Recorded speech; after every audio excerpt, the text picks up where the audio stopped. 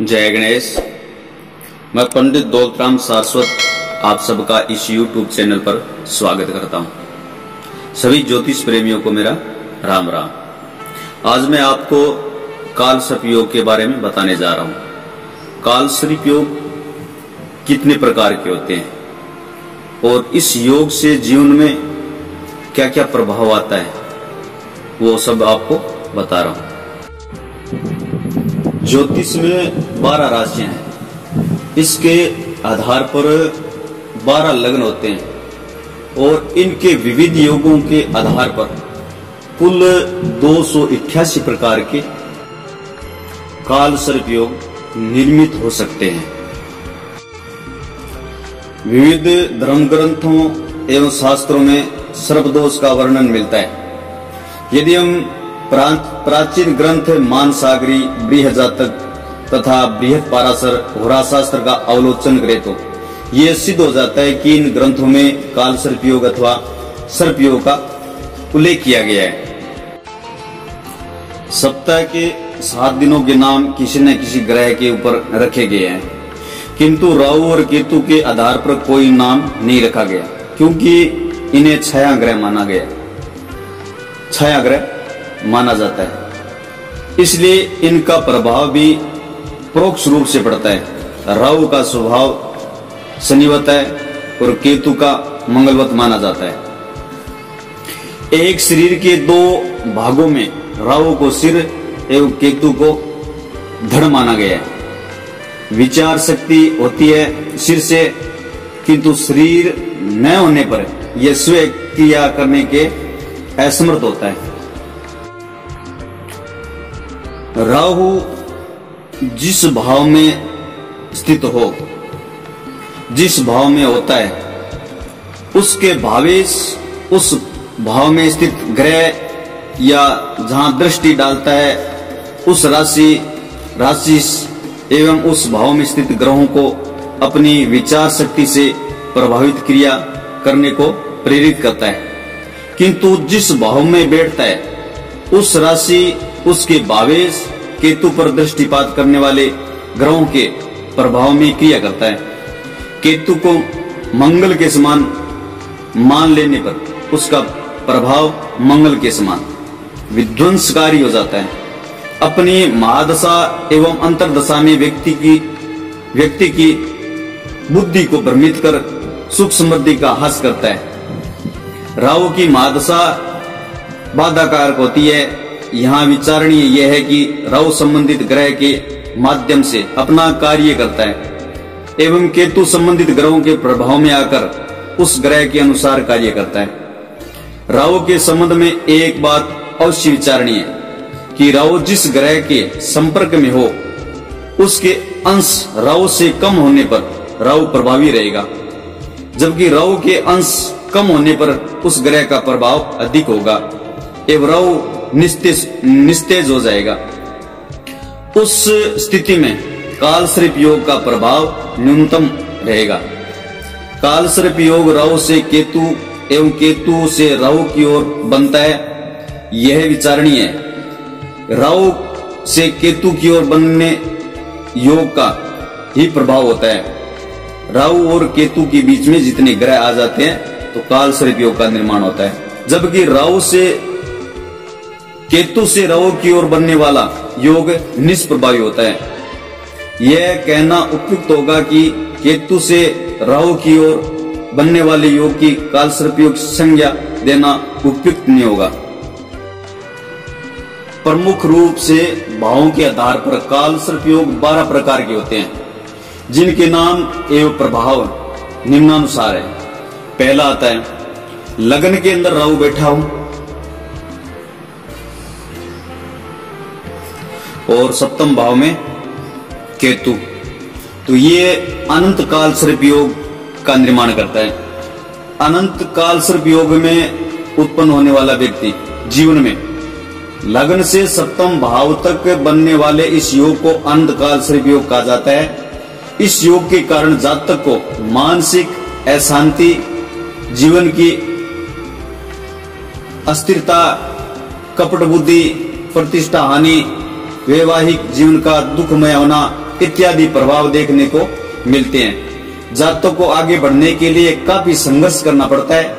ऐसा व्यक्ति निरंतर मानसिक रूप से अशांत रहता है। आनंद काल सर्प योग के अंदर इन चीजों से ये प्रभावित होता है। दूसरा है कुलिक काल सर्प योग। द्वितीय भाव में राहु और अष्टम भाव में केतु। द्वितीय स्थान से अष्टम स्थान तक पड़ने वाले इस योग के कारण जातक का स्वास्थ्य प्रभावित होता है। जीवन में आर्थिक पक्ष को लेकर अत्यंत संघर्ष करना पड़ता है। जातक कर्कश वाणी से युक्त होता है, जिसके कारण कलह की स्थिति तो निर्मित होती रहती है। साथ ही वह पारिवारिक विरोध एवं अपयश का भागी बन जाता है। योग की तीव्रता के कारण विवाह में विलंब के साथ विच्छेद तक भी हो सकता है। ये कुलिक काल सर्प योग का फलादेश है। तीसरा, तृतीय भाव में राहु और नौवें भाव में केतु। इसको वासुकी काल सर्प योग कहते हैं। इस योग में यह योग तृतीय से नवम तक बनता है। पारिवारिक विरोध, भाई बहन में मनमुटाव, मित्रों में धोखा, भाग्य की प्रतिकूलता, व्यवसाय या नौकरी में रुकावटें, धर्म के प्रति नास्तिकता, कानूनी रुकावटें आदि बातें देखने को मिलती है। जातक धन अवश्य कमाता है, किंतु कोई न कोई बदनामी उनके साथ जुड़ी ही रहती है। उसे यश पद प्रतिष्ठा पाने के लिए संघर्ष ही करना पड़ता है। चौथा, चतुर्थ भाव में राहु और दसम भाव में केतु। यह योग चतुर्थ से दसम भाव में निर्मित होता है। इसके प्रभाव से व्यवसाय, नौकरी, विद्या, धन इत्यादि पक्षों में रुकावटें आती है। घाटे का सामना करना पड़ता है। वाहन एवं व्यक्तियों तथा कर्मचारियों को लेकर कोई न कोई समस्या हमेशा आती है। आर्थिक स्थिति इतनी अधिक खराब हो जाती है कि दिवालिया होने तक की परिस्थितियां आ सकती है। इस योग में ये चीजें सामने देखने को मिलती है। पांचवा है पद्य काल सर्प योग। इसको पद्य काल सर्प योग बोलते हैं। पंचम से एकादश भाव में राहु और केतु होने से ये योग होता है। इसके कारण संतान में कमी या संतान का दूर रहना अथवा विच्छेद तथा गुप्त रोगों से जूझना पड़ता है। असाध्य रोग हो सकते हैं, जिनकी चिकित्सा में अत्यधिक धन का अपव्यय होता है। दुर्घटना एवं हाथों में तकलीफ हो सकती है। मित्रों एवं पत्नी से विश्वासघात मिलता है। यदि सट्टा, लॉटरी, जुए की लत हो तो इसमें सर्वस्व स्व होने में देर नहीं लगती है। शिक्षा प्राप्ति में अनेक अवरोध आते हैं। जातक की शिक्षा भी अपूर्ण रह सकती है। जिस व्यक्ति पर सर्वाधिक विश्वास करेंगे उसी से धोखा मिलता है। सुख में प्रयत्न करने पर भी इच्छित फल की प्राप्ति नहीं हो सकती। संघर्षपूर्ण जीवन व्यतीत करना पड़ता है। ये पद्म काल सर्प योग का फलादेश है। छठा, महापद्य काल सर्प योग।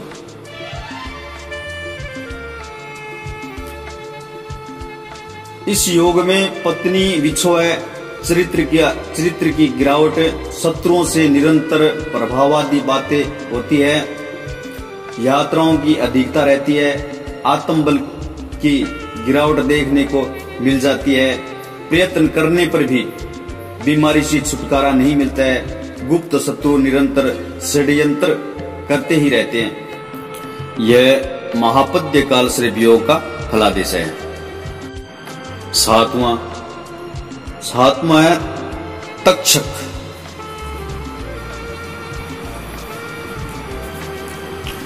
तक्षक काल सर्प योग। सप्तम से लगन तक यह योग होता है। इसमें सर्वाधिक प्रभाव वैवाहिक जीवन एवं संपत्ति के स्थायित्व पर पड़ता है। जातक को शत्रुओं से हमेशा हानि मिलती है और असाध्य रोग से जूझना पड़ता है। पदोन्नति में निरंतर अवरोध आते हैं। मानसिक परेशानी का कोई न कोई कारण उपस्थित होता रहता है। ये तक्षक काल सर्प योग का फलादेश है।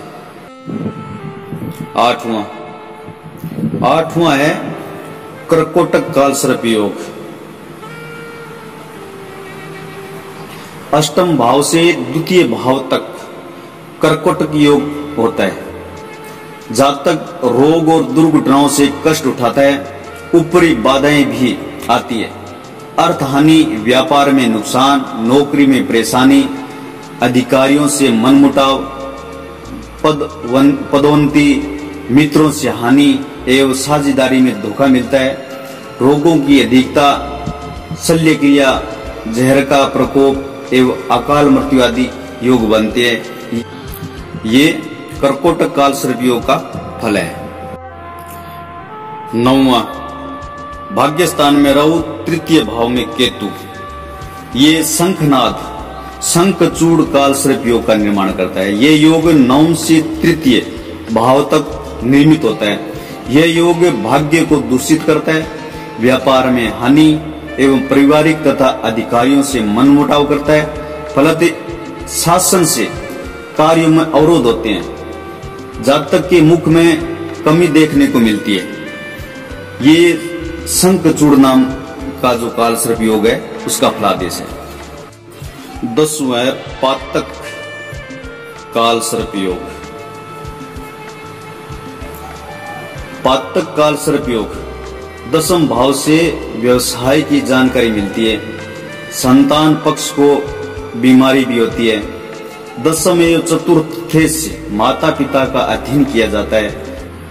माता पिता दादा दादी का वियोग राहु की महादशा अंतरदशा में संभाव्य है।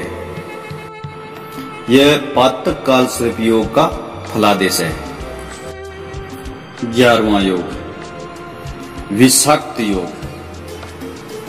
11वें भाव में राहु और 5वें भाव में केतु।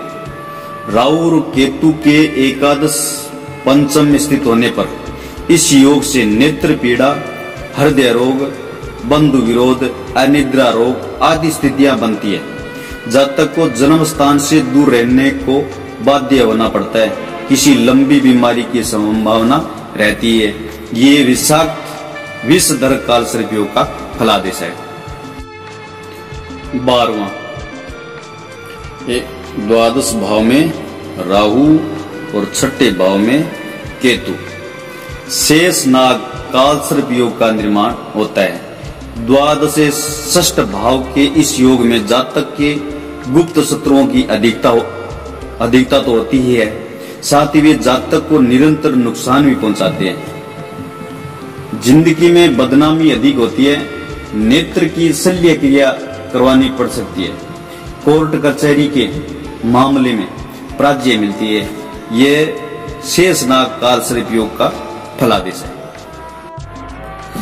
काल सर्प योग के कुछ लक्षण बताता हूं मैं। काल सर्प योग में जो जातक प्रभावित होते हैं उन्हें प्राय सपन में सर्प दिखाई देते हैं। जातक अपने कर्मों में अथक परिश्रम करने के बावजूद आशातीत सफलता प्राप्त नहीं कर पाता है। हमेशा मानसिक तनाव से ग्रस्त रहता है, जिसके कारण सही निर्णय लेने में असमर्थ रहता है। अकारण लोगों से शत्रुता मिलती है। गुप्त शत्रु सक्रिय रहते हैं जो कार्यों में अवरोध पैदा करते हैं। पारिवारिक जीवन कलहपूर्ण हो जाता है। विवाह में विलंब या वैवाहिक जीवन में तनाव के साथ विच्छेद की स्थितियां निर्मित हो जाती है। ये काल सर्प योग के लक्षण है। ये काल सर्प योग के लक्षण है। आगे वाली वीडियो में मैं आपको काल सर्प योग के निवारण के बारे में बताऊंगा। ये वीडियो आपको कैसी लगी आप अपनी राय जरूर व्यक्त करना, और इस चैनल को अभी तक आपने सब्सक्राइब नहीं किया तो कर लेवें, और जिसने पहले से कर रखा है उनको बहुत बहुत धन्यवाद। और इस वीडियो को आप ज्यादा से ज्यादा शेयर करें, लाइक करें। जय मां भारती, जय गणेश।